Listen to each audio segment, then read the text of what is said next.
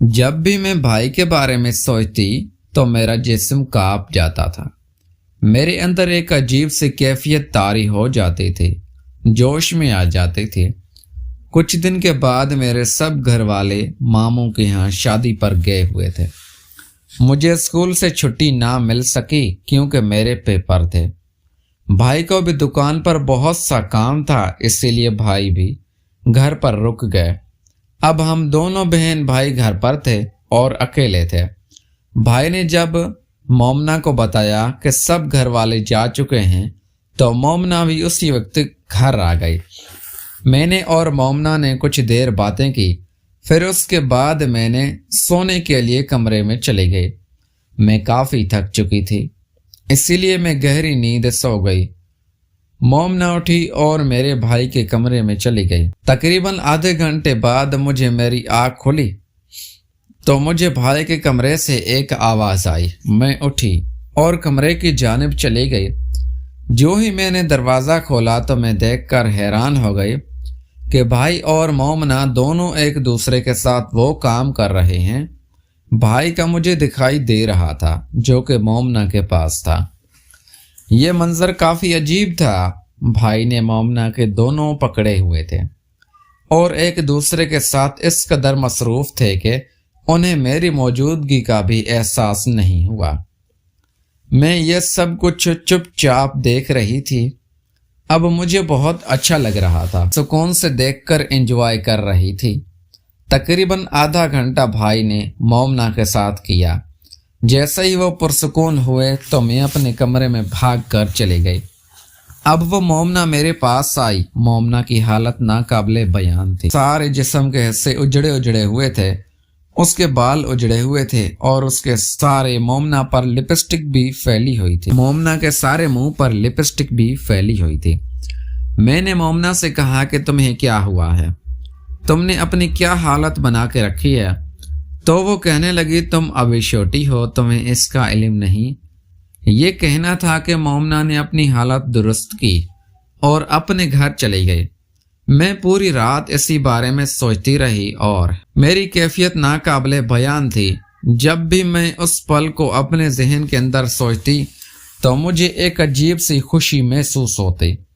اس میں کوئی شک نہیں تھا کہ مجھے بھی وہ سب کچھ کرنا چاہیے تھا جو مومنا کر رہی تھی۔ یہ سوچتے سوچتے میں سو گئی۔ صبح اٹھی، روٹیاں ناشتہ بنایا اور بھائی دکان پر چلے گئے اور میں اپنی پڑھائی میں مصروف ہو گئی۔ رات کو موسم خراب تھا، بہت دیر تک تو آندھی چلتی رہی، پھر بارش ہونا شروع ہو گئی اور بارش اتنی زوروں سے ہوئی کہ میں اپنے کمرے میں بیٹھی ہوئی ڈر گئی۔ بہت تیز ہوا چل رہی تھی، اسی لیے مجھے ڈر لگ رہا تھا۔ میں بھائی کے کمرے میں چلی گئی اور کہا بھائی کیا میں آج یہاں سو سکتی ہوں؟ مجھے کمرے میں بہت زیادہ ڈر لگ رہا ہے۔ بھائی نے کہا کہ ہاں سو سکتی ہو تم، یہ بھی کوئی بھلا پوچھنے والی بات ہے۔ یہ کہنا تھا کہ میں بھائی کے ساتھ بیڈ ایک پر لیٹ گئی۔ بھائی نے کہا میرا سر بہت درد ہو رہا ہے، پلیز میرا سر دبا دو۔ میں نے کہا جی بھائی جیسے آپ کا حکم۔ میں بھائی کے پاس بیٹھ گئی اور بھائی کا سر دبانے لگی۔ بھائی موبائل پر مومنا سے واٹس ایپ پہ بات کر رہے تھے۔ میں نے بھائی کو دبانا شروع کر دیا اور ساتھ مومنا اور بھائی کی چیٹ بھی پڑھ رہی تھی۔ اب کچھ دیر کے بعد بھائی کو نیند آ گئی اور بھائی سو گئے۔ میں نے کمرے کا دروازہ بند کیا اور کھڑکیاں بھی بند کر دی اور اب لائٹ بند کر کے میں سونے کی تیاری کرنے لگی۔ اچانک میری نظر بھائی پر پڑی۔ بھائی پتلے سے کپڑے پہنے ہوئے تھے اور ان کپڑوں سے بھائی کا سب کچھ صاف دکھائی دے رہا تھا۔ میری کیفیت بے قابو ہونے لگی۔ میں نے خود کو بہت سمجھایا اور بیڈ پر لیٹ گئی، لیکن مجھے نیند کہاں آنے والی تھی۔ اب میں نے کچھ دیر کے بعد اپنے کمرے کے ساتھ لگا کر بھائی نے نیند میں اپنا ہاتھ میرے اس پر رکھ دیا۔ اچانک میری آنکھ کھلی تو جب میں نے بھائی کو دیکھا تو بہت خوش ہو گئی۔ مجھے احساس ہو رہا تھا وہ شاید اب بھی میں بیان نہ کر سکوں۔ اب میں بھائی کے اور قریب ہو گئی اور بھائی کا مجھے آج وہ چاہیے تھا۔ بھائی کی آنکھ کھل گئی۔ بھائی نے جلدی سے اپنا ہاتھ ہٹا لیا، لیکن میں پھر بھی بھائی کے قریب ہو گئی اور بھائی کا ہاتھ دوبارہ اپنے اوپر رکھ لیا۔ بھائی نے کہا کہ یہ تم کیا کر رہی ہو؟ وہ تھوڑا غصے میں تھا۔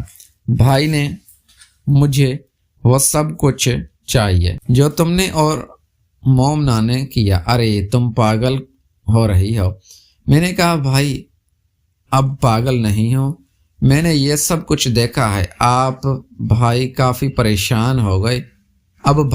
پریشان ہو گئے۔ میں نے بھائی سے کہا، آہستہ سے پکڑ لیا اور کہا میرے ساتھ بھی۔ بھائی نے منع کر دیا۔ میں نے کہا میں گھر والوں کو سب کچھ بتا دوں گی۔ بھائی نے کہا کہ تم ایسا کچھ نہیں کرو گی، تم نے کہا تو جو میں کہہ رہی ہوں وہ پورا کر دو، ورنہ پھر میں گھر والوں کو آتے ہی بتا دوں گا۔ اب بھائی نے میری طرف دیکھا اور کہا لگتا ہے تم ایسے ہی نہیں مانو گی۔ میں نے کہا بہن بھی تو میں آپ کی ہوں۔ پھر اندھیری رات میں وہ سب کچھ ہو گیا جو پرسوں میرے اندر چل رہا تھا، اور اب میں اور بھائی دونوں کو سکون مل گیا اور ہم دونوں پرسکون ہو گئے اور سو گئے۔ یہ رات میری زندگی کی یادگار رات تھی۔ تو دوستو، میں امید کرتا ہوں آپ کو یہ کہانی پسند آئی ہوگی۔ مزید اس طرح کی کہانیوں کے لیے میرا چینل سبسکرائب کر کے گھنٹی کے بٹن کو دبا دیں تاکہ آپ کو اس طرح کی نوٹیفیکیشن ملتی رہے۔ اب مجھے اجازت دیں، دوبارہ نئی ویڈیو میں ملیں گے۔ اللہ حافظ۔